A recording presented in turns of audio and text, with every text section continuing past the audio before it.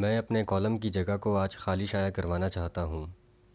Column نگار Syed Sardar Ahmed Pirzada, the first blind journalist of Pakistan, APNS best Urdu column award holder, روزنامہ نئی بات، مورخہ 12 اکتوبر 2019۔ BBC کے مطابق جاپان میں ننجا کی تاریخ پڑھنے والی ایک طالبہ کو امتحان میں کوڑا کاغذ تھمانے پر اس وقت پورے نمبر دیے گئے جب ان کے پروفیسر کو پتہ چلا کہ انہوں نے اپنا مضمون نظر نہ آنے والی سیاہی سے لکھا ہے۔ طالبہ ایمی ہاگا نے یہ کارنامہ ایک ننجا تکنیک ابورداشی کے ذریعے انجام دیا، جس میں انہوں نے مٹر کے دانوں کو کئی گھنٹے بھگو کر اور پھر انہیں پیس کر یہ سیاہی تیار کی۔ جب ان کے پروفیسر نے اس کاغذ کو چولہے کی مدد سے گرم کیا تو الفاظ نمودار ہونا شروع ہو گئے۔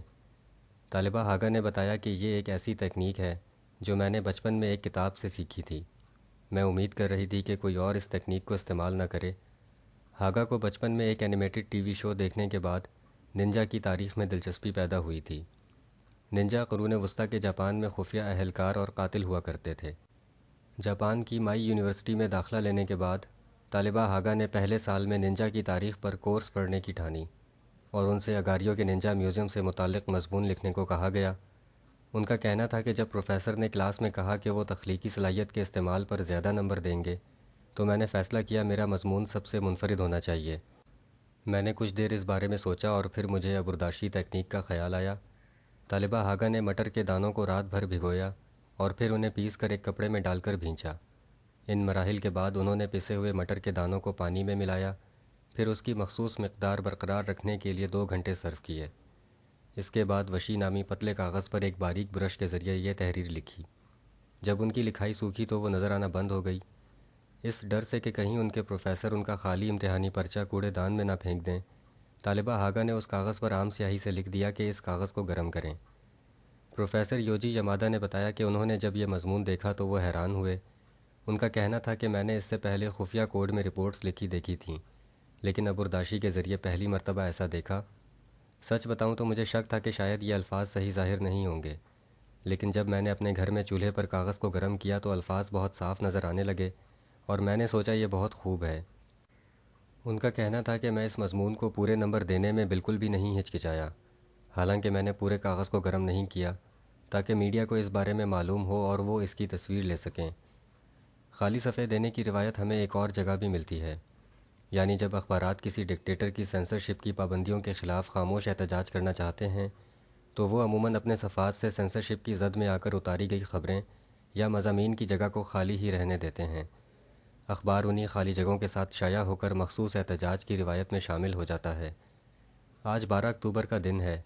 میں اپنے کالم کی جگہ کو آج خالی شائع کروانا چاہتا ہوں کیونکہ یہ وہ دن ہے جس دن جنرل پرویز مشرف نے 12 اکتوبر 1999 کو اپنی ذاتی انا کے لیے اس وقت کی جمہوریت کو قتل کر دیا تھا۔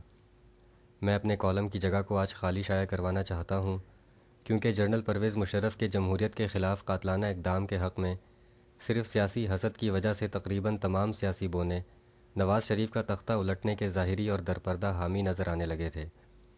پیپلز پارٹی نے بھی جنرل پرویز مشرف کو ویسی بری نظر سے نہیں دیکھا جیسے وہ جنرل ضیاء الحق کے ماشاء اللہ کو دیکھنے کے عادی ہیں۔ یہاں تک کہ لبرلزم اور مغربی معاشرتی رسم و رواج کی مخالف جماعت اسلامی بھی اس وقت نواز شریف کو تنہا چھوڑنے میں کسی سے پیچھے نہ تھی۔ وہی جماعت اسلامی جو کبھی بھی ووٹوں کی بنیاد پر عوامی جماعت تو نہ بن سکی، لیکن پریشر گروپ کے حوالے سے 50 تا 80 کی دہائیوں میں اس کا توتی بولتا تھا۔ وہی جماعت اسلامی جو اب ڈوبنے سے بچنے کے لیے تنکے کے سہارے کو بھی غنیمت جانتی ہے، خواہ اسے 2013 کے انتخابات میں PTI کی بغل بچہ جماعت ہی کیوں نہ بننا پڑا۔ اسی جماعت اسلامی نے نواز شریف کے مقابلے میں جنرل پرویز مشرف کے اقتدار سنبھالنے کو ترجیح دی تھی۔ میں اپنے کالم کی جگہ کو آج خالی شائع کروانا چاہتا ہوں کیونکہ جنرل پرویز مشرف نے آ کر ملک کو داؤ پر تو لگایا ہی، یہاں کے مظلوم عوام کو بھی بیچ کر ڈالر کمانے شروع کر دیے۔ وہی جنرل پرویز مشرف جس نے اپنے اقتدار کی سپورٹ کے لیے پاک سرزمین کے کچھ ہوائی اڈے امریکہ کے استعمال میں دے دیے۔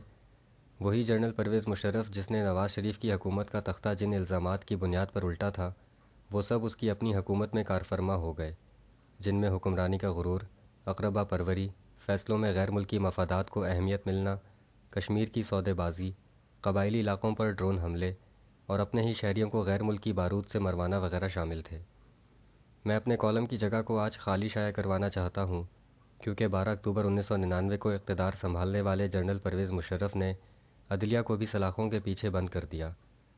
وہی جنرل پرویز مشرف جس نے سیاستدانوں کو ملنے والے ووٹ کی عزت کو سر عام رسوا کر کے اپنے لیے ریفرنڈم کا ناٹک رچایا اور 98% ووٹ لینے کا وہ دعویٰ کیا جو دوسری عالمی جنگ جیتنے والے برطانوی وزیر اعظم چرچل اور امریکی صدر روز ویلٹ بھی نہیں کر سکتے تھے۔ میں اپنے کالم کی جگہ کو آج خالی شائع کروانا چاہتا ہوں کیونکہ 12 اکتوبر 1999 کی رات کو پاکستان کے منتخب وزیر اعظم نواز شریف جیل میں تھے اور آج 12 اکتوبر 2019 کی رات کو بھی نواز شریف جیل میں ہی ہیں، جبکہ پرویز مشرف دن دہاڑے آزادی کے مزے لوٹ رہے ہیں۔ ڈکٹیٹروں کے یہ دن اور جمہوریت کی یہ راتیں کب ختم ہوں گی؟ جاپانی طالبہ کے خالی کاغذ کو جب گرم کیا گیا تو اس پر الفاظ ابھر آئے۔ پاکستان کی جمہوری تاریخ کے وہ صفحات جو بظاہر خالی نظر آتے ہیں، ان میں لکھی نظر نہ آنے والی تحریریں کب ابھر کر سامنے آئیں گی؟ میں اپنے کالم کی جگہ کو آج خالی شائع کروانا چاہتا ہوں۔ شکریہ، دی اینڈ۔